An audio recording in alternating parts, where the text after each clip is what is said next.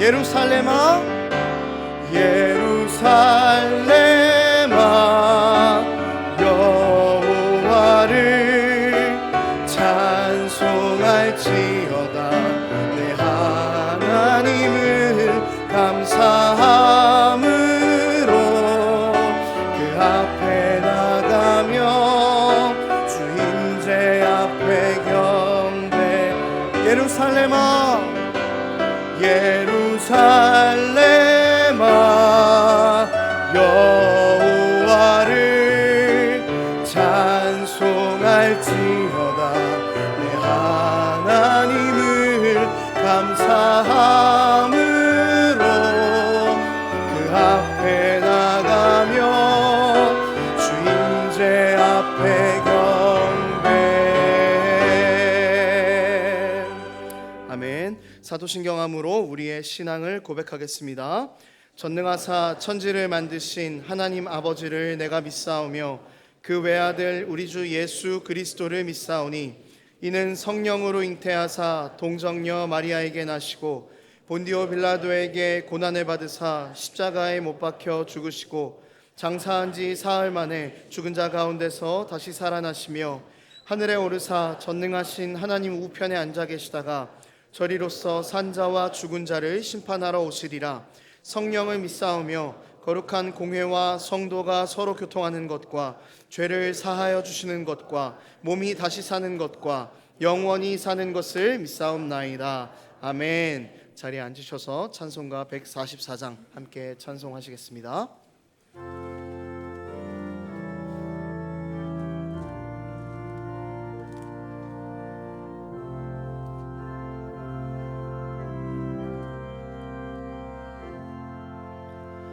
예수 나를 위하여 십자가를 질 때 세상 죄를 지시고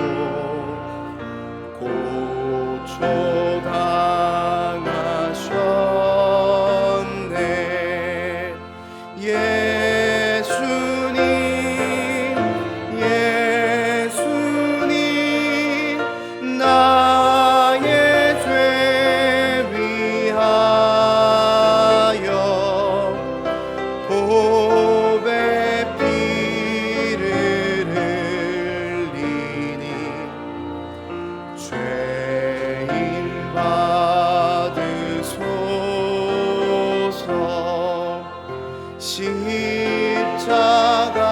십자가를 지심을 무슨 죄가 있나 저 무지한 사람들 메시아 죽였네.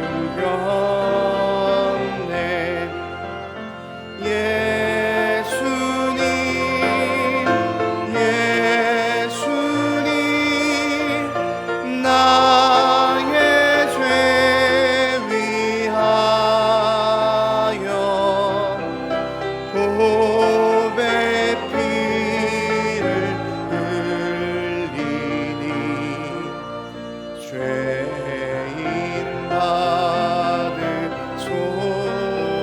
받으소서. 피와 같이 붉은 죄 없는 이가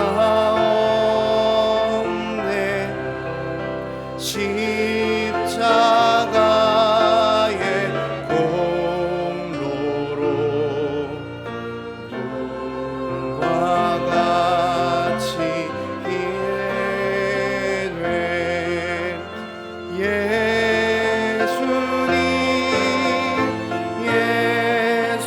예수님 나의 죄 위하여 보배 피를 흘리니 죄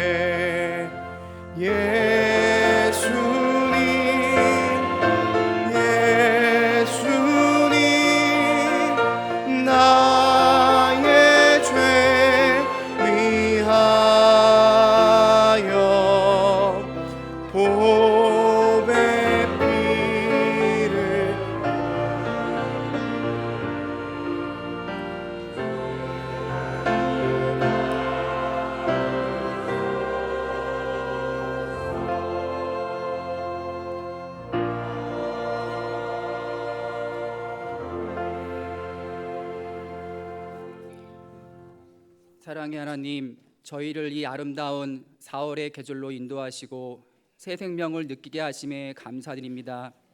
만물이 꽃을 피우고 새싹이 돋아나며 창조의 손길을 온 마음으로 느낄 수 있는 이때, 저희 마음속에도 주님의 사랑이 새롭게 싹트게 하옵소서. 이 사순절 기간 주님의 십자가의 길을 묵상하며 우리의 삶을 돌아봅니다. 우리의 부족하고 잘못했던 일들은 예수 십자가의 보혈로 깨끗하게 씻어 주시옵소서. 사랑과 은혜가 충만하신 하나님, 저희가 살아가는 이 땅 대한민국을 위해 기도드립니다. 사회 모든 분야가 어려움 속에 있습니다. 이 나라의 지도자들에게 지혜와 공의를 허락하시고 이 나라가 바르게 갈 수 있도록 하나님이 함께해 주세요. 산불로 수많은 나무들이 타고 많은 이들이 피해를 입었습니다. 이로 인해 고통받는 이들을 기억하여 주시고 빠르게 회복할 수 있도록 허락하여 주시옵소서. 오늘 담임 목사님을 통해 선포되는 말씀이 살아 역사하며 저희의 마음과 삶을 변화시키길 간절히 원합니다. 교회가 주님의 말씀으로 충만하여 하나님의 영광을 드러내는 공동체가 되게 하시며 모든 이들이 함께 성장하며 주님 안에서 주님의 제자로 건강한 일꾼이 되게 하시옵소서. 오늘 예배를 준비하고 섬기는 찬양대와 각 부서에서 섬기는 이들을 모두 기억하여 주시고 저들의 삶 가운데 복된 형통의 열매가 맺게 되기를 기도합니다. 모든 예배의 주인이시고 우리 삶의 주관자가 되시는 예수님의 이름으로 기도드립니다. 아멘.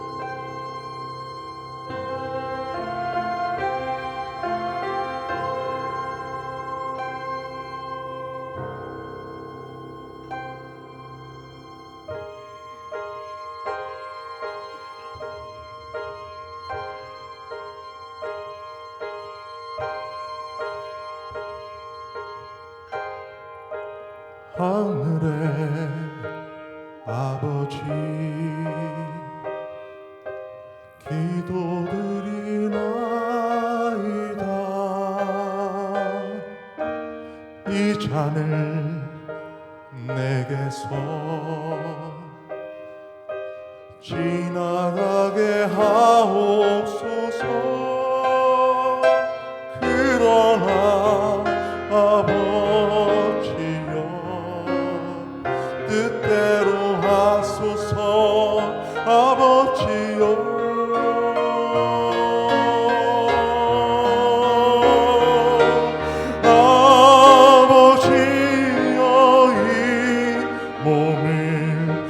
죄의 죄물 삼으사 세상 죄를 위하여 어린 양이 되게 하소서.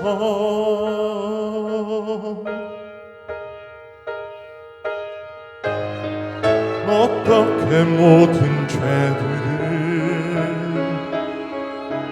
감당할 수 있을까?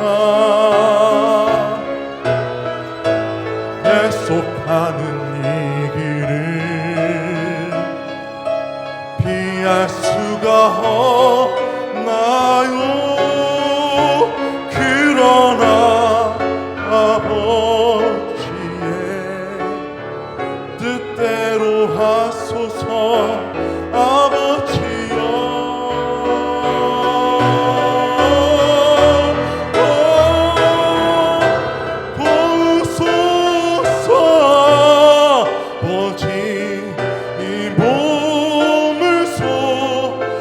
제물로 어린 양이 되어서 영원한 생명의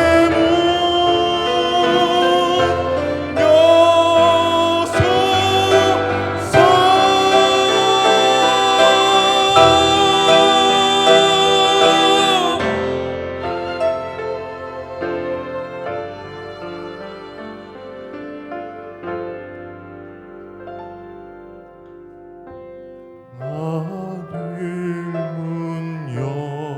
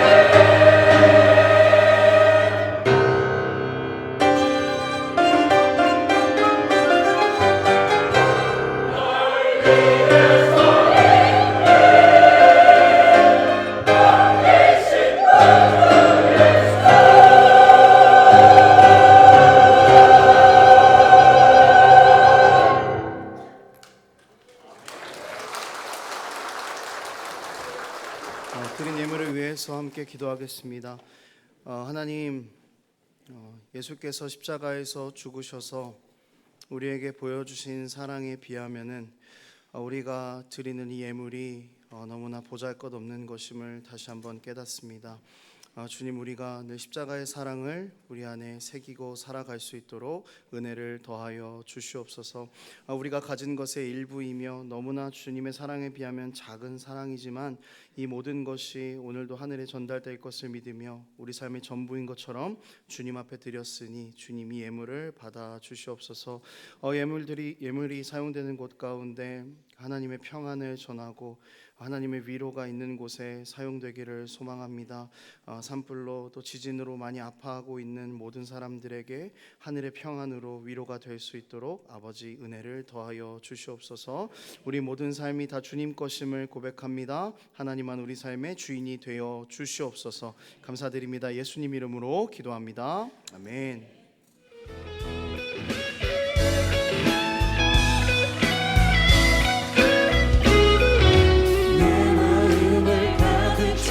주연한 찬양과 사랑 어떻게 표현할 수 있나. 수많은 찬양들 모두만 표현할 필요 없어 다시 고백합니다.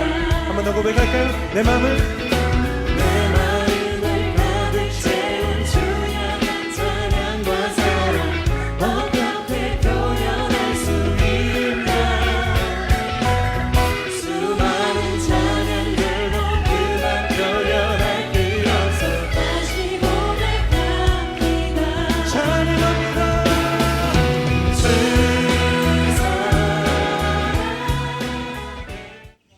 사바이디 라오스에 사역하고 있는 이영상 선교사입니다. 특별히 은혜의 동상 기독학교 친구들이 제4차 라오스 땅을 밟게 하여 주신 하나님께 영광을 올려드립니다. 이혁재 교장 선생님 외 3분의 선생님 그리고 21명의 하나님의 친구들, 다음 세대 주인공들이 라오스 땅을 밟으며 그들이 성김과 또 헌신을 통하여 수많은 하나님의 사람들로 변화될 줄 믿습니다. 기대합니다. 귀한 친구들의 아름다운 섬김을 통하여 라오스가 그리스도의 계절이 올 줄 믿습니다. 커파짜오 와이퍼. 할 수 없어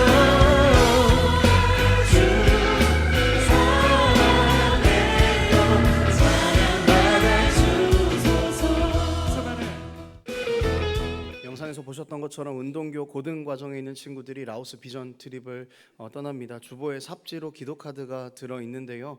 보시고 함께 기도해 주시고 또 물질로 후원해 주시면 너무 감사할 것 같습니다. 교회 소식을 전해드리도록 하겠습니다. 은혜동산교회 처음 오신 분들을 주님의 이름으로 환영합니다. 처음 오신 분들께서는 예배 후에 나가셔서 왼편에 있는 새가족실로 오시면 저희가 잘 안내해드리도록 하겠습니다. 이웃과 함께하는 사랑 나눔 바자회가 4월 12일 토요일 오전 11시부터 교회 주차장에서 진행이 됩니다. 이것을 위해서 바자회 후원 물품과 또 바자회 공연 참여 신청도 받고 있습니다. 이웃을 섬기고 은혜를 흘려보내는 자리에 많은 참여 또 많은 기도 부탁드리겠습니다. 선교국에서 캄보디아 단기 선교 팀원을 모집하고 있습니다. 4월 27일 주일까지 신청해 주시고 문의는 기혜준 목사님께 해주시면 되겠습니다. 운동 및 커트 미용 봉사가 4월 19일 토요일 오전 9시 30분 꽃피는 요양원에서 있습니다. 네오스 색소폰 찬양 단원을 모집 중에 있습니다. 임명 광고입니다. 별빛 여 6다락 순장의 백선화 권사님, 부순장의 한순진 집사님을 임명합니다. 교인동장입니다. 별빛마을 박창길 집사님 부친상 당하셨습니다. 포도마을 한현주 성도님 부친상 당하셨습니다. 포도마을 김주환 권사님 부친상 당하셨습니다. 포도마을 김상기 집사님 모친상 당하셨습니다. 가족들을 위해서 함께 기도해 주시면 감사하겠습니다. 결혼 광고입니다. 소망마을 조병혜 권사님의 장녀 김소영 자매 결혼식이 4월 10일 토요일 오후 2시 30분에 있습니다. 버스 출발은 교회에서 1시 30분에 출발합니다. 교구별 봄맞이 야유회를 진행합니다. 일정을 참고해 주셔서 그 성도 간의 교제를 누리는 귀한 시간이 되기를 소망합니다. 구도 광고입니다. 오늘 순장 모임은 1시 30분에 비전홀에서 진행합니다. 이번 주 다음 주 식당 봉사는 동산마을, 청소 봉사는 별빛마을입니다. 함께 하나님의 말씀을 보도록 하겠습니다. 오늘 하나님께서 우리에게 주신 말씀은 시편 22편 1절에서 31절까지 말씀입니다. 시편 22편 1절에서 31절까지 말씀, 구약성경 817페이지에 있습니다. 한 절씩 교독하도록 하겠습니다. 내 하나님이여 내 하나님이여 어찌 나를 버리셨나이까. 어찌 나를 멀리하여 돕지 아니하시오며 내 신음소리를 듣지 아니하시나이까. 내 하나님이여 내가 낮에도 부르짖고 밤에도 잠잠하지 아니하오나 응답하지 아니하시나이다. 이스라엘의 찬송 중에 계시는 주여 주는 거룩하시니이다. 주의 조상들이 주께 의뢰하고 의뢰하였으므로 그들을 건지셨나이다. 그들이 주께 부르짖어 구원을 얻고 주께 의뢰하여 수치를 당하지 아니하였나이다. 나는 벌레요 사람이 아니라 사람의 비방거리요 백성의 조롱거리이다. 나를 보는 자는 다 나를 비웃으며 입술을 비축거리고 머리를 흔들며 말하되 그가 여호와께 의탁하니 구원하실 걸 그를 기뻐하시니 건지실 걸 하나이다. 오직 주께서 나를 모태에서 나오게 하시고 내 어머니의 젖을 먹을 때에 의지하게 하셨나이다.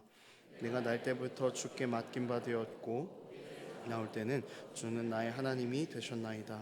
나를 멀리하지 마옵소서. 환난이 가까우나 도울 자가 없나이다. 많은 황소가 나를 애워싸며 바산의 힘센 소들이 나를 둘러쌌으며 내게 그 입을 벌림이 찢으며 부르짖는 사자 같으니이다. 나는 물같이 쏟아졌으며 내 모든 뼈는 어그러졌으며 내 마음은 밀랍 같아서 내 속에서 녹았으며 내 힘이 말라 질그릇 조각 같고 내 혀가 입천장에 붙었나이다. 주께서 또 나를 죽음의 진토 속에 두셨나이다. 나를 애워쌌으며 악한 무리가 나를 둘러 내 수족을 찔렀나이다. 내가 내 모든 뼈를 셀 수 있나이다. 그들이 나를 주목하여 보고 내 겉옷을 나누며 속옷을 제비 뽑나이다. 여호와여 멀리하지 마옵소서. 나의 힘이시여 속히 나를 도우소서. 내 생명을 칼에서 건지시며 내 유일한 것을 개의 세력에서 구하소서. 나를 사자의 입에서 구하소서. 주께서 내게 응답하시고 들소의 뿔에서 구원하셨나이다. 내가 주의 이름을 네게 선포하고 회중 가운데에서 주를 찬송하리이다. 여호와를 두려워하는 너희여 그를 찬송할지어다. 야곱의 모든 자손이여 그에게 영광을 돌릴지어다. 너 이스라엘 모든 자손이여 그를 경외할지어다. 그는 곤고한 자의 곤고를 멸시하거나 싫어하지 아니하시며 그의 얼굴을 그에게서 숨기지 아니하시고 그가 울부짖을 때에 들으셨도다. 큰 회중 가운데에서 나의 찬송은 주께로부터 온 것이니 주를 경외하는 자 앞에서 나의 서원을 갚으리이다. 먹고 배부를 것이며 여호와를 찾는 자는 그를 찬송할 것이라. 너희 마음은 영원히 살지어다. 땅의 모든 끝이 여호와를 기억하고 돌아오며 모든 나라의 모든 족속이 주의 앞에 예배하리니 나라는 여호와의 것이요 여호와는 모든 나라의 주제심이로다. 세상의 모든 풍성한 자가 먹고 경배할 것이요 진토 속으로 내려가는 자 곧 자기 영혼을 살리지 못할 자도 다 그 앞에 절하리로다. 후손이 그를 섬길 것이요 대대의 주를 전할 것이며 함께 읽습니다. 와서 그의 공의를 태어날 백성에게 전하며 주께서 이를 행하셨다 할 것이로다. 아멘. 담임 목사님 나오셔서 엘리 엘리 라바 사박다니라는 제목으로 말씀 전해주시겠습니다.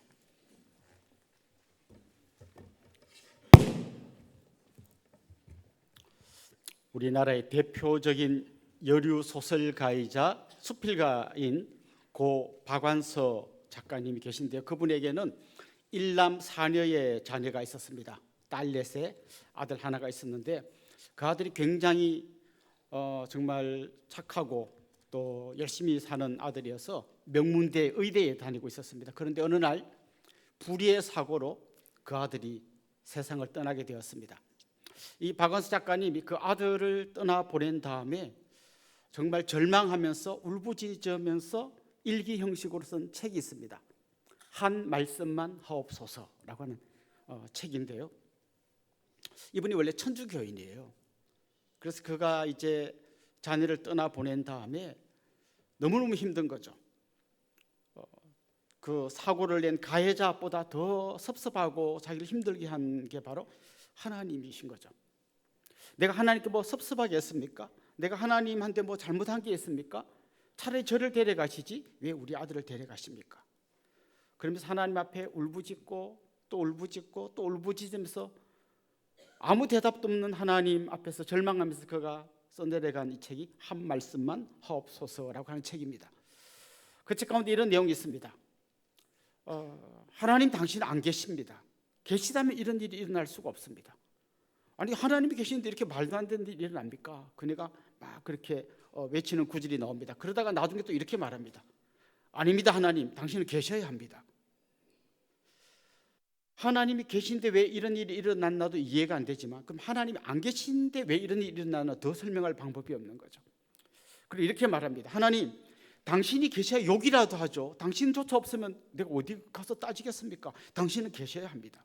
막 이런 저런 이야기가 절망과 탄식과 자책과 후회와 그리고 하나님에 대한 항의와 이런 걸 막 섞어서 써내려간 책입니다. 물론 끝에 가면 마음에 좀 평정을 되찾기는 합니다만은 그 책이 이런 내용들을 담으면서 그런데도 침묵하고 계신 하나님 너무 답답하니까 책 제목을 한 말씀만 하옵소서 이렇게 붙였습니다. 혹시 여러분 하나님께 기도하다가 이렇게 실망한 적 없습니까? 왜 하나님은 내가 이렇게 힘들고 어려워서 부르짖는데 아무 말씀도 안 하시지? 혹시 이런 생각 해본 적 없습니까? 사실 오늘 우리가 읽은 시편은 좀 그런 마음으로 쓴 시입니다. 오늘 이 시를 기록한 다윗의 마음속에 어마어마한 아픔과 갈등이 있었습니다. 자기의 대적들이 자기를 공격하는데 하나님은 가만 계시는 것 같습니다. 하나님께 부르짖는데 아무 말씀이 없습니다. 오늘 본문 1절은 이렇게 시작됩니다. 내 하나님이여 내 하나님이여 어찌 나를 버리셨나이까? 어찌 나를 멀리하여 돕지 아니하시오며 내 신음소리를 듣지 아니하시나이까? 그는 하나님을 우리 하나님이라고 부르지 않고 나의 하나님이라고 두 번이나 부릅니다. 나의 하나님 나의 하나님. 그리고 어찌라는 말이 두 번 나옵니다. 어찌하여 나를 버렸습니까? 어찌 저를 돕지 않습니까? 이렇게 하나님께 호소하고 있습니다. 지금 다윗의 주위에는 그를 둘러싼 대적들이 있습니다. 그 대적들이 어떤 사람인지 어떤 시적인 언어로 이렇게 묘사하고 있는데 12절에 보면 많은 황소가 나를 에워싸며 바산의 힘센 소들이 나를 둘러쌌으며 이렇게 되어 있습니다. 황소 여러분 이미지가 떠오르십니까? 콧김을 흰 콧김을 내뿜으면서 뿔을 돋구고 막 이렇게 달려드는 근데 그 황소가 나를 둘러싸고 있다는 거죠. 바산의 소라는 말이 나오는데 바산이라는 건 지명이에요. 지명인데 아주 비옥한 땅입니다. 거기서 풀을 많이 뜯어먹고 굉장히 이렇게 강건해진 그 소들이 자기를 공격하려고 한다는 거죠. 여러분 소 한 마리 무게가 몇 킬로그램쯤 되는지 아십니까? 우리나라 한우를 기준으로요 한 마리 무게가 700kg에서 800kg 정도 됩니다. 소 한 마리 무게가. 제가 옛날에 가나안 농군학교라는 곳을 방문한 적이 있는데 그곳에서 잘 키운 소 한 마리가 1톤이라는 얘기를 들었어요. 그러니까 굉장히 무겁습니다. 그 무거운 소들이 뿔을 돋우고 콧김을 내뿜으면서 자기를 둘러싸고 있다는 거죠. 대적들이 그런 모습으로 자기를 공격한다는 겁니다. 또 사자들이 울부짖으면서 자기에게 달려드는 것 같다고 이야기합니다. 한 걸음 더 나가서 그는 개들이 나를 둘러쌌습니다. 마치 사냥개들이 막 그 먹잇감을 쫓다가 마지막에 이제 쫙 둘러싸고 마지막 거기에 있다는 거죠. 저는 이 시를 읽을 때 바산의 소나 사자보다 개들이 둘러쌌다는 말이 더 저한테 와닿는 것 같아요. 왜냐하면 소와 사자를 제가 만날 일은 없잖아요. 그건 저는 어릴 때 개한테 많이 물려봐가지고 트라우마가 있습니다. 이렇게 뒤산을 올라가는데 목줄 풀린 개를 가끔씩 만납니다. 물론 그 뒤에는 주인이 따라옵니다. 그래서 제가 막 긴장하고 있으면 그분이 말합니다. 절대 안 물어요. 걱정하지 마세요. 안 물어요. 안 물어요. 한데 저는 막 금방 달려들 것 같아요. 사냥개도 아니고 그냥 좀 약간 중간쯤 되는 개고요. 심지어 주인이 지키고 있는 개고. 그런데도 좀 두려워요. 그런데 막 이 씩씩거리는 사냥개가 나를 둘러싸고 있다. 생각만 해도 아찔합니다. 지금 대적들은 그렇게 다윗을 공격하고 있어요. 그럼 다윗 자신은 지금 스스로를 어떻게 느끼고 있나 하면 6절에 이런 표현이 나옵니다. 나는 벌레요 사람이 아니라 사람의 비방거리요 백성의 조롱거리니이다. 나는 벌레요. 벌레라면 어떤 벌레가 떠오르십니까? 무당벌레? 딱정벌레? 그런 벌레는 약간 귀엽잖아요. 사실 여기 나오는 이 벌레라는 말은 성경의 다른 본문에서는 진홍색이라고 많이 번역되어 있습니다. 같은 단어를 한쪽에서는 벌레라고 번역했고 한쪽에서는 진홍색, 색깔 있죠, 색깔. 진홍색이라고 번역했습니다. 왜냐하면 이 벌레, 여기 나오는 이 벌레를 이기면 진홍색 그 색소가 나옵니다. 그래서 그걸 염료로 사용합니다. 그러니까 여기 나오는 벌레는 그냥 딱정벌레나 무당벌레처럼 귀여운 벌레가 아니라 벌레를 막 짓이겨 가지고 거기서 빨간색을 뽑아내 가지고 염료로 쓰는 그럴 때 보는 벌레인 거죠. 막 짓이겨지는 벌레. 자기는 지금 그런 존재 같다는 거죠. 프란츠 카프카라는 사람이 쓴 유명한 소설이 있습니다. 변신이라는 소설이 있는데요. 거기에 보면 이 주인공인 그레고르가 아침에 일어났는데 뭐가 좀 이상해서 보니까 자기가 벌레로 변한 거예요. 벌레로 변하니까 자기 가족들이 다 자기를 멀리하고 싫어합니다. 나중에는 아버지가 막 열을 받으니까 사과를 집어 던져가지고 이 벌레인 이 주인공이 맞아서 엄청 많이 다칩니다. 다 귀찮아하고 다 멀리하고 다 같이 하고 싶어 하지 않고 벌레인 사람이 자기 가족인 것 때문에 사람들이 너무 힘들어하고 그러는 걸 보다가 결국 마지막에는 죽습니다. 아마 다윗의 마음이 이런 걸 거예요. 다 자기를 힘들어하고 멀리하고 심지어 대적들이 공격하고 하는 그런 거죠. 여러분, 다윗이 어떤 사람입니까? 골리앗을 한 방에 넘어뜨린 장수 중에 장수 아닙니까? 그런데 그가 왜 이렇게 자기가 초라한 벌레 같다고 말할까요? 여러분이 잘 아시는 것처럼 다윗을 괴롭혔던 대적들은, 가장 힘들게 했던 대적들은 누구였나 하면 자기 장인이었던 사울하고 자기 아들이었던 압살롬이에요. 자기의 대적입니다. 그런데 죽일 수는 없습니다. 장인이기도 하고 아들이기도 합니다. 가장 힘들게 하는데 죽일 수도 없고 그는 일방적으로 당하는 거죠.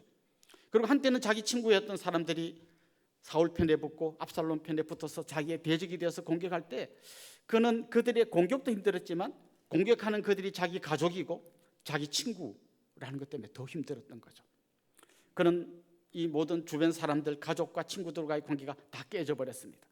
그리고 자기 스스로 생각할 때도 자기가 벌레 같은 사람이라고 생각되었어요. 자기와의 관계도 깨진 거죠. 그런데 그것보다 더 그를 힘들게 한 게 뭔가 하면 하나님과의 관계가, 자기와의 관계가 깨진 것 같아 보일 때 그게 제일 힘든 거예요. 그래서 오늘 본문에 보면 어찌하여 나를 버리십니까? 이렇게 이야기하는 겁니다. 특별히 주위 사람들이 그를 막 이렇게 비웃으며 이야기합니다. 그가 여호와께 의탁하니 구원하실 걸, 그를 기뻐하시니 건지실 걸, 막 조롱하는 거죠. 너 하나님 믿잖아. 하나님도 건져주실 거 아니야. 근데 안 건져주네. 뭐야? 막 이렇게 지금 막 옆에서 조롱하는 거죠. 그게 제일 속상한 거죠. 왜 하나님이 이렇게 힘들어하는 나를 돌아보지 않는 걸까? 왜 내가 이렇게 부르짖고 호소하는데도 나를 외면하시는 걸까? 그게 그를 너무나 힘들게 만들었던 겁니다. 그런데 또 여기서 우리가 이런 질문을 던져봅니다. 하나님이 자기를 버렸다고 하면서 또 왜 하나님한테 가서 막 호소하는 걸까요? 굉장히 역설적이지만 그는 그 상황 속에서도 하나님을 신뢰하고 있습니다.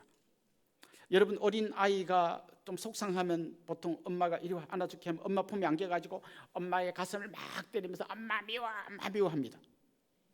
엄마가 미우면 옆집으로 가든지 옆집 아줌마한테 가야 되는데 안 가고 엄마 품에 끝까지 안겨가고 엄마 미워, 엄마 미워 합니다. 지금 다윗의 마음이 그런 거죠.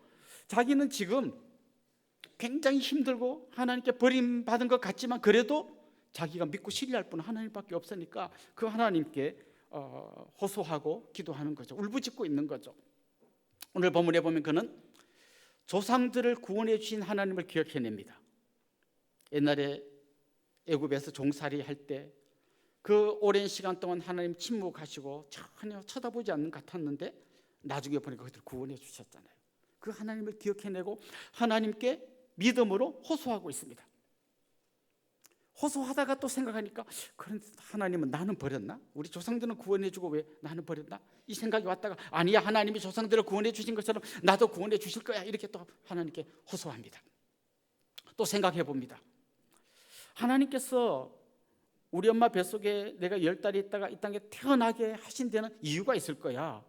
안 그랬으면 그냥 아예 태어나게 하지 않았을 건데 괜히 태어나게 해서 고생만 진탕시키고 그러고 나를 떠나보내려고 나를 이 땅에 보낸 건 아닐 거야. 하나님 나를 이 땅에 보냈을 때는 이유가 있을 거야. 그렇다면 하나님 나를 구원해 주실 거야. 그는 이 호소 속에서 하나님을 의심했다가 확신했다가 하나님께 항의했다가 간구했다가 몸부림치고 몸부림치면서 하나님 앞에서 매달리고 있습니다. 저는 이게 참 중요한 것 같아요. 아무리 힘들어도 아무리 의심이 돼도 하나님 앞에서 하나님 안에서 힘든 게 굉장히 중요하다는 겁니다. 힘들다고 하나님 떠나버리고 내 멋대로 세상길로 가는 게 아니라 답이 없는 것 같고 하나님이 응답하지 않는 것 같지만 그 안에서 하나님 붙들고 흔들면서 항의도 하고 울기도 하고 하나님한테 몸부림치면서 있는 그 자리에 있을 때 거기서 답이 나온다는 것이죠. 그렇게 다윗은 지금 하나님 앞에서 몸부림치고 그리고 하나님 앞에 호소하고 있습니다. 자, 근데 여기서 우리가 한 가지 중요한 질문을 던져보면 좋겠습니다. 다윗은 그런 줄 알겠는데 근데 하나님은 왜 이렇게 침묵하고 계시는 걸까요? 왜 하나님은 이렇게까지 부르짖는데 아무 말씀도 안 하시는 걸까요? 워낙 하나님이 많은 사람을 돌보다 보니까 한 명 한 명 그걸 다 들을 시간이 없거나 그 정도의 여유가 없어서 그냥 아이고 좀 기다려봐라 하고 있는 걸까요?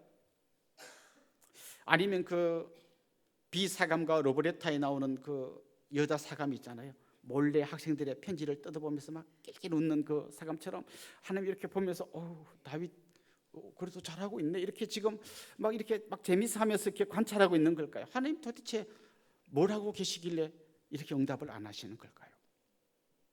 이런 질문을 하면서 본문을 읽다 보면 1절을 읽을 때 이거 어디서 많이 본 말씀인데라는 생각이 떠오릅니다. 1절 여러분 많이 들어보신 말씀이죠. 나의 하나님 어찌하여 나를 버리셨나이까.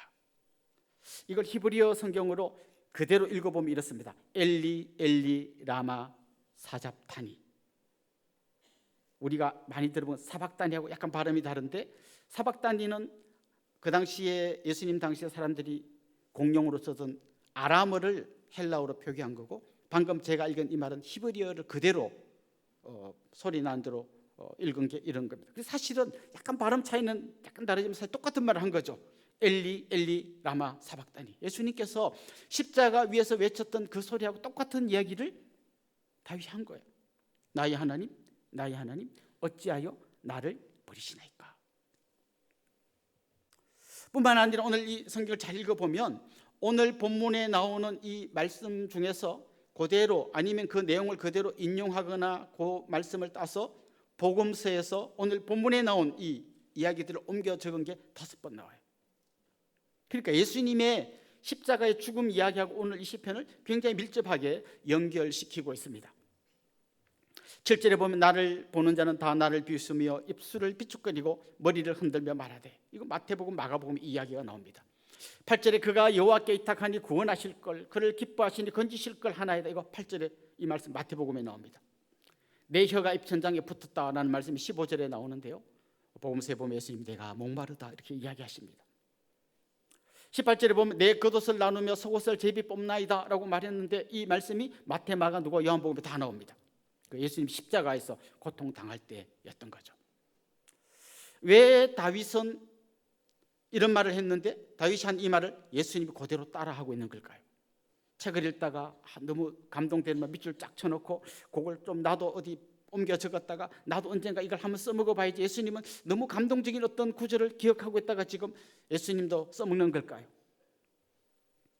예수님은 왜 다윗이 했던 말을 그대로 따라했을까? 심지어 누가복음 24장 44절에 보면 이런 말씀이 나옵니다. 또 이러시되, 이거 엠마오로 가던 제자들에게 하신 말씀이에요. 또 이러시되 내가 너희와 함께 있을 때에 너희에게 말한 바 곧 모세의 율법과 선지자의 글과 그다음 뭐라 그랬습니까? 시편에 나를 가리켜 기록된 모든 것이 이루어져야 하리라 한 말이 이것이라 하시고, 시편에 기록된 이 말씀이 그때 다윗의 이야기일 뿐만 아니라 이게 주님에게서 그대로 이루어져야 한다는 것을 지금 부활하신 다음에 엠마오 가던 제자들에게 예수님이 말씀해 주셨어요. 그러니까 이 시편의 이야기는 다윗의 이야기일 뿐만 아니라 예수님 자신의 이야기라는 거죠. 자, 다시 좀 한번 생각해 봅시다. 예수님 어떻게 그렇게 생생하게 마치 현장에 있었던 것처럼 다윗이 했던 그 말을 다 알고 계실까요? 마치 현장에 있었던 것 같은 게 아니라 예수님은 그곳에 계셨습니다. 예수님은 그 다윗이 울부짖고 왜 나를 버리십니까? 엘리 엘리 라마 사박다니 하는 그 현장에 같이 계셨습니다. 그를 붙들고 같이 울고 계셨고 그의 눈물을 닦아주고 계셨고 그의 손을 잡아주고 계셨고 그를 부둥켜 안고 계셨습니다. 그래서 그 이야기를 너무나 생생하게 주님은 기억하고 계시면서 자기가 그런 고통을 당할 때 그 표현을 사용하셨던 것입니다. 다윗의 고통의 현장, 눈물의 현장에만 계셨을까요? 여러분이 아파하시고 여러분이 눈물 흘리고 여러분이 부르짖는 그 현장에도 주님이 계셨습니다. 저는 이 말씀을 묵상하다가 문득 오래전에 제가 겪었던 너무 오래돼서 벌써 잊어버리고 거의 기억이 없어진 것 같았던 그 얘기가 갑자기 이 말씀을 묵상하다가 떠올랐습니다. 제가 18살 때 고등학교 2학년 때였습니다. 저는 그때 우리 집이 너무 어려워가지고 밤에 학교 마치고 수업 끝나고 나면 다른 아이들이 야간 자습할 때 저는 먼저 나와서 직장을 다니고 있었습니다. 뭐 직장이라고 할 것도 없죠. 뭐 알바죠, 알바. 한 4시간에서 5시간 정도를 전화 받고 청소하고 뭐 이런 일을 했습니다. 요즘으로 말하면 인력 사무소 같은 그런 데입니다. 이렇게 사람들 어디 일하러 보내주는 그걸 제가 전화 받고 보내주고 뭐 청소하고 이런 일을 합니다. 굉장히 추운 겨울이었어요. 그날도 이제 가서 뭐 제가 할 일을 하고 있는데 너무 추우니까 사람들이 밖에 있다가 들으면 너무 춥다 하더니 그 난로불을 피워놨었는데 너무 춥다고 막 이걸 올려갖고 좀 더 따뜻하게 만들었어요. 그리고 뭐 한참 사람들끼리 막 이야기하고 뭐 저는 제 일을 하고 있는데 그때 이제 이 사무실을 관리하는 어떤 총무님이 계셨는데 딱 문을 열고 들어오더니 갑자기 저를 바라보고 소리를 빽 지르는 거예요. 기름 한 방울 안 나는 나라에 있어 왜 이렇게 뜨겁게 해놨냐는 거예요. 그 내가 한 거 아니었거든. 그 어떤 아저씨들이 막 한 건데 그걸 막 한 20분 동안 막 이 젊은 놈이 어린 놈이 막 세상 무서운 줄 모르고 돈 무슨 막 쏟아붓는 거죠. 근데 거기 있는 아저씨들이 한마디도 안 해주는 거예요. 얘가 그런 게 아니고 이렇게 안 하고 그냥 나중에 한 20분쯤 지나면 그만해라 이렇게 하지 아무도 내 억울함을 풀어주지 않고 막 그 심지어 나는 지금 월급이 많이 밀려가지고 오늘 월급 주나 이러고 있는데 갑자기 월급은커녕 막 욕을 바가지로 그래서 그 어린 마음이 이제 너무 힘들어갖고 밖에 나가서 그 골목에 서서 한참 울었습니다. 찬바람 부는 겨울에 서서 그리고는 이제 그래서 살아야 되니까 닦고 아무 일도 없다는 듯이 들어가고 눈이 빨개져 갖고 제 일을 다 마치고 집으로 갔습니다. 아무도 모릅니다. 가족들도 모르고 친구한테 이야기한 적도 없고 아무한테도 이야기한 적 없어요. 그냥 그러고 나는 잊어버렸어요. 살다 보면 이런 날도 있겠지 하고 그냥 지나갔어요. 그런데 오늘 이 말씀을 묵상하다 보니까 그때 기억이 떠오르더라고요. 그때 내가 너와 함께 있었다. 네가 울 때 네 손을 잡고 있었다. 너를 안고 있었고 내가 용기를 주었다. 네가 멘탈이 강해서 벌떡 일어난 게 아니라 내가 너를 꼭 붙들고 있었다. 그게 생각이 났어요. 저는 여러분의 삶에서도 그런 날이 있을 거라고 생각해요. 술 먹는 아버지가 막 집어 던지고 해서 처마 밑에서 혼자 울고 있었던 분이 계실 거예요. 딴 애들 다 학교 가는데 학교 안 보내줘가지고 혼자 우신 분도 계실 거예요. 사랑하는 가족이 중병에 걸려서 하나님 제발 살려주세요 했는데 그냥 세상을 떠나가서 너무 슬펐던 분도 있을 거예요. 사랑하는 친구나 사람들에게 배신당하고 통곡하며 울었던 분도 계셨을 거예요. 그때 하나님 나를 버리셨나? 왜 하나님은 그냥 계시지? 하나님 버린 것도 아니고 그냥 계신 것도 아니고 그의 아들 예수 그리스도를 우리에게 보내주셨고 우리를 안고 계셨던 것을 기억하시면 좋겠습니다. 주님은 이렇게 다윗의 고통의 현장에 아픔의 현장에 눈물의 현장에 같이 하시면서 그의 손을 잡아주셨을 뿐만 아니라 그를 위하여 십자가 위로 올라가셨습니다. 그의 모든 아픔과 그의 모든 슬픔과 그의 모든 절망을 다 자기 어깨에 짊어지셨습니다. 하나님께 버림받은 것 같은 그 모든 그 절망을 자기 어깨에 다 짊어지셨습니다.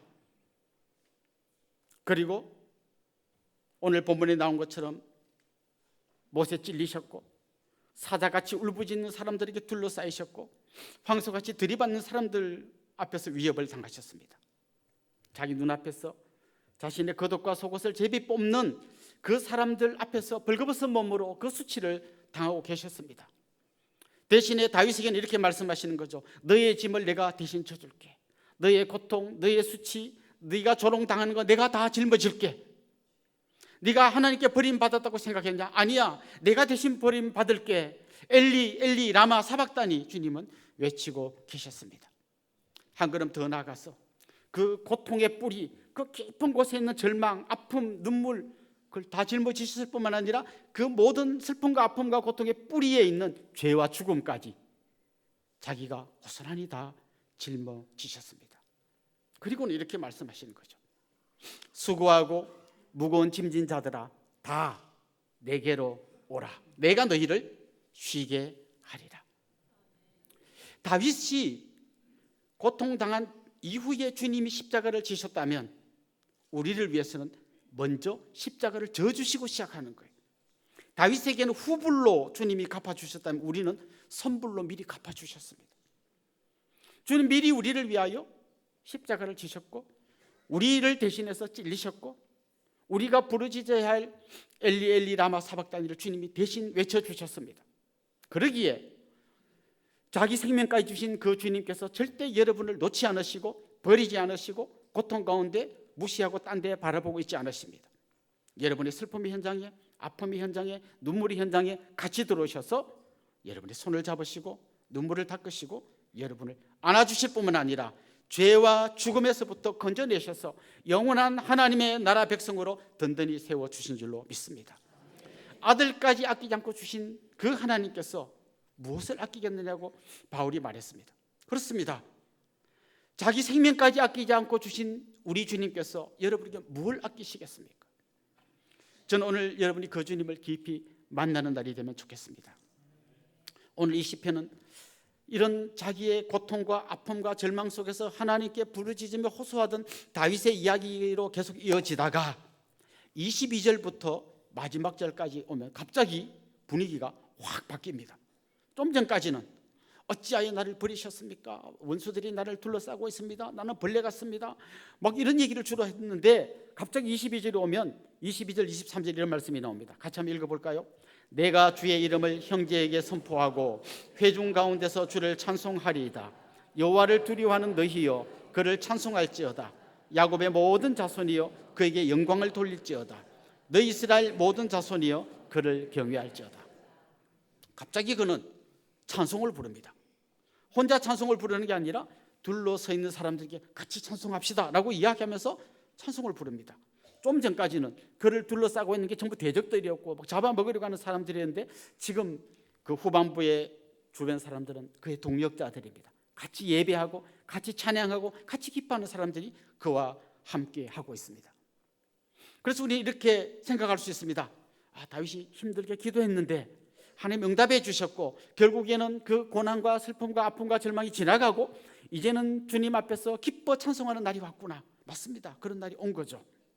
그런데 이 말씀을 지금 우리의 입장에서 좀 더 이해하려면 십자가를 통과한 눈으로 이 말씀을 보아야 합니다.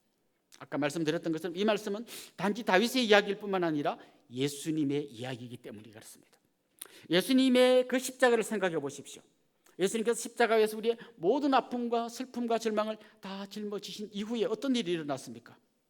주님은 부활하셨습니다. 부활하셔서 이제는 더 이상 고통과 고난과 절망이 아니라 승리와 영광의 찬송이 울려 퍼지게 하셨습니다. 그게 주님께서 하신 일입니다. 그리고 그 영광스러운 부활에 우리를 참여시켜 주셨습니다. 그래서 우리는 오늘 이 시편을 읽을 때 그냥 다윗의 기도가 응답됐구나 정도가 아니라 주님께서 십자가 위에서 우리를 대신해서 모든 짐을 짊어지셨기 때문에 이제 우리는 어떤 어려움과 고난과 절망스러운 환경이 올지라도 그 가운데서 찬송할 수 있겠구나. 이제 이 고백을 하는 것이죠. 오늘 본문은 잘 보면 이렇습니다. 야곱 이스라엘 백성들아 찬송할지어다 하다가 한 걸음 더 나아가면 27절에 보면요, 땅의 모든 끝이 여호와를 기억하고 돌아오며 모든 나라의 모든 족속이 주의 앞에 예배하리니. 지금 다윗이 기도 응답 받은 것 치고는 너무 이 기도의 범위가 넓어요. 야곱 이스라엘 자손뿐만 아니라 이제 땅 끝에 있는 모든 백성이 하나님 앞에 돌아와 찬송할 그날을 그가 꿈꾸고 있어요. 이건 진짜 우리가 십자가를 통과하고 부활을 통과한 후에 이 말씀을 보면 이해가 됩니다. 그렇습니다. 이제 주님은 그냥 저 중동에 있는 이스라엘이라는 한 나라의 하나님이 아니라 온 열방을 다스리는 하나님이시고 그 온 열방 가운데 있는 수많은 족속들, 수많은 민족들에게 주님의 십자가의 능력과 부활의 권능을 선물해 주신 것입니다. 뿐만 아니라 오늘 본문을 잘 읽어보면 그 당시 사람들뿐만 아니라 후손들까지 다 하나님 앞에 돌아와 영광의 찬송을 부를 것을 말씀하고 있습니다. 십자가를 통과한 후에 주님의 부활을 경험한 후에 이 말씀이 우리 안에 들어올 때 우리 안에 어떤 역사가 일어납니까? 오늘 본문은 전반부와 후반부가 나누어졌습니다. 고통받는 전반부가 있었고 응답된 후반부가 있어서 찬송합니다. 그런데 주님의 십자가와 부활을 다 믿는 사람들께서는 어떤 일이 일어나는가? 이게 섞여 있어도 괜찮다는 거예요. 무슨 말인가 하면 고난 중인데 아직 응답 안 됐는데 하나님 나를 버린 것 같은데 십자가를 지신 예수 그리스도, 나를 위하여 죽으신 그분, 부활하신 그분을 믿을 때 우리는 그 고난 속에서 아직 아무 응답이 안 일어났는데 벌써 우리는 찬송할 수 있게 되는 거예요. 절망 속에서도 고통 속에서도 하나님께 영광을 올려드릴 수 있는 거죠. 어쩌면 여러분 가운데 아직도 해결되지 않은 슬픔과 아픔이 있는 분들이 있을지 모르겠습니다. 진짜 하나님 나를 버리신 거 아닌가 이런 생각이 드는 분이 있는지 모르겠습니다. 주님의 십자가 앞으로 나오십시오. 그 주님 앞에 여러분의 모든 짐과 여러분의 모든 슬픔과 아픔과 절망과 낙심되는 모든 일들을 다 내려놓으십시오. 그리고 그 주님께서 그 모든 것을 짊어지시고 그 뿌리 깊은 곳에 있는 죄와 죽음까지 파내시고 우리에게 부활을 주셨다는 그 확신을 가지고 고난 가운데서도 아픔 가운데서도 찬송하며 승리하는 여러분들이 될 수 있기를 주님의 이름으로 축원합니다. 우리 같이 한번 찬양하고 기도하겠습니다. 십자가 그 사랑 같이 찬양하겠습니다.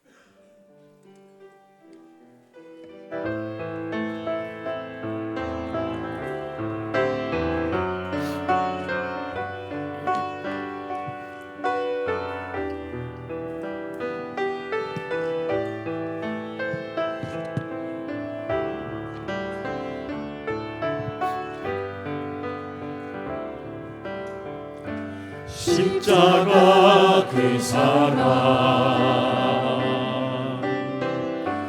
멀리 떠나서 무너진 나의 삶 속에 잊혀진 주의 돌 같은 내 맘을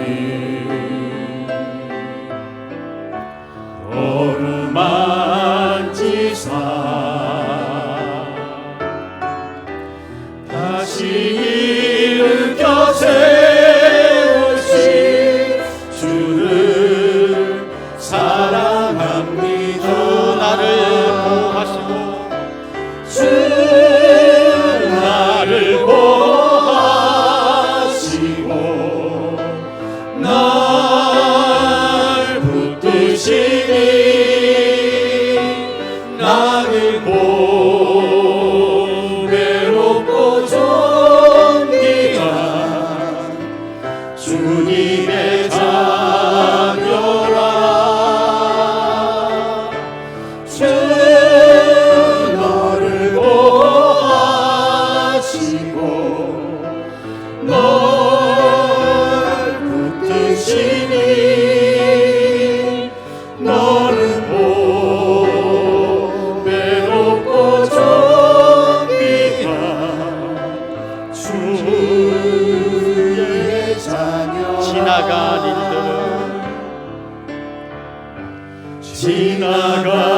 일들을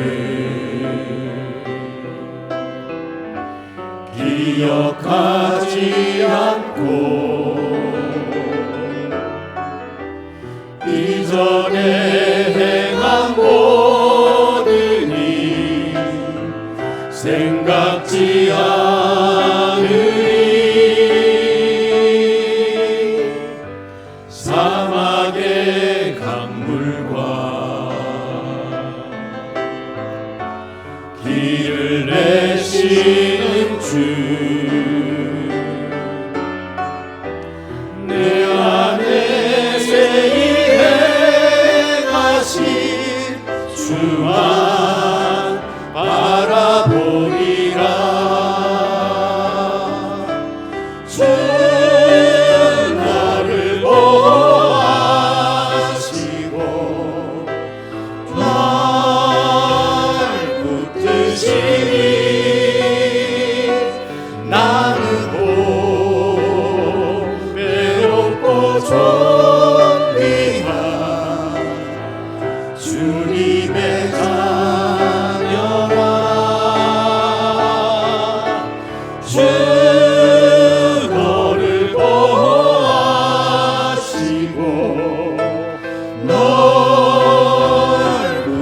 드시니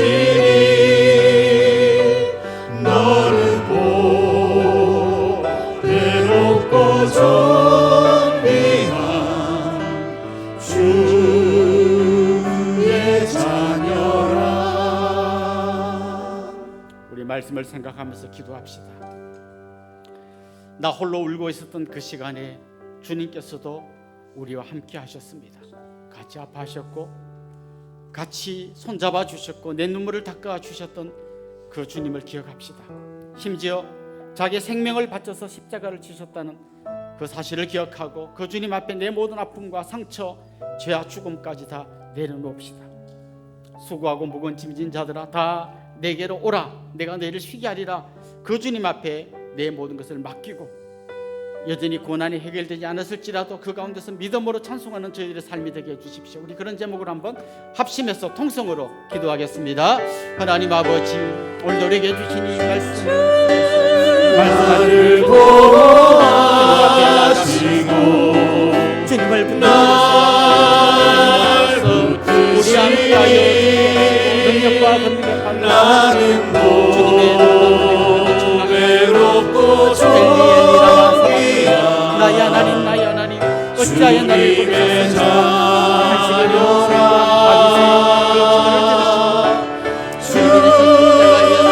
그를 대신해서 한 시간이 우리의 눈물 가운데, 우리 아픔 가운데, 우리의 절망 가운데, 우리의 슬픔 가운데 우리 손을 잡아 우리 눈에 눈물을 닦아주시고 우리를 뒤에 안아주시는 분 있습니다. 그 주님 앞에 모든 것을 내려놓고 주님이 주신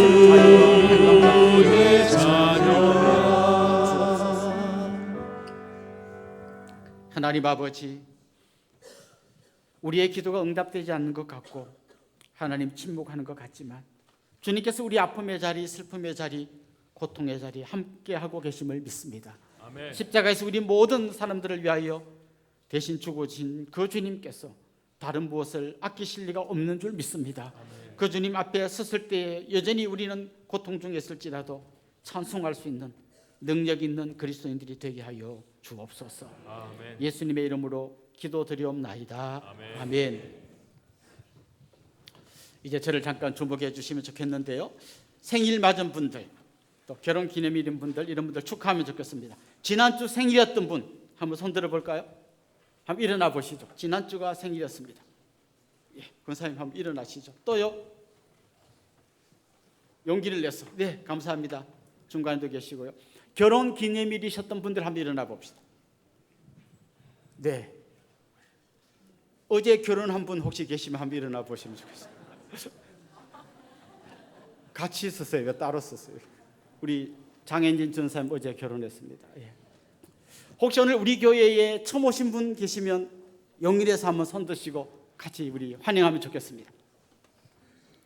네, 감사합니다. 중간에 계십니다. 우리 이분들 주님의 이름으로 환영하고 또 축복하면 좋겠습니다. 아주 먼 옛날.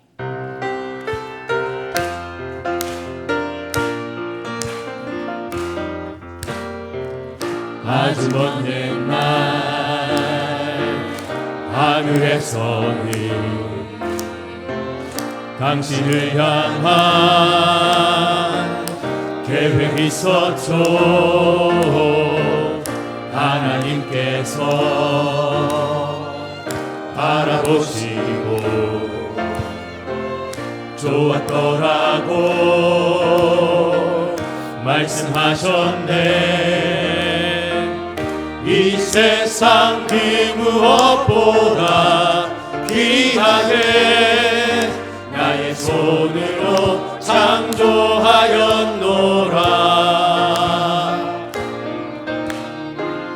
내가 너로 인하여 기뻐하노라. 내가 너를 사랑하노라. 사랑합니다. 축복합니다. 사랑해요.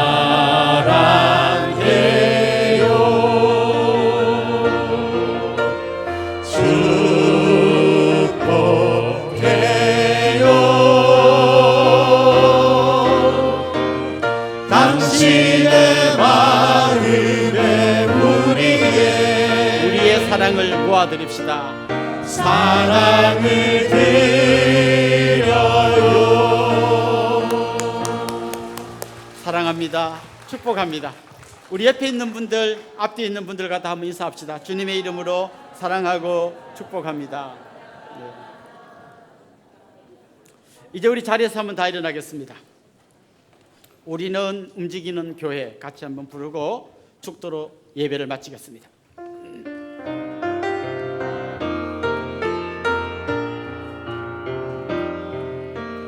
우릴 택하여 빛으로 살게 하신 그은혜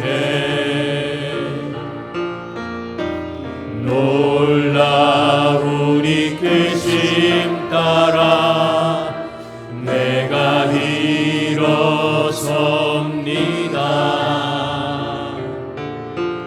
우리를 가득 채우사 부욕해 하신 주 사랑 그 완전하신 열심으로 내가 나아갑니다. 우리는 주의 움직이는 교회 하나님 기뻐하실 향기되이 보배가 되신 주만 자랑하리 부르신 곳에서 오직 주님만 예배하리.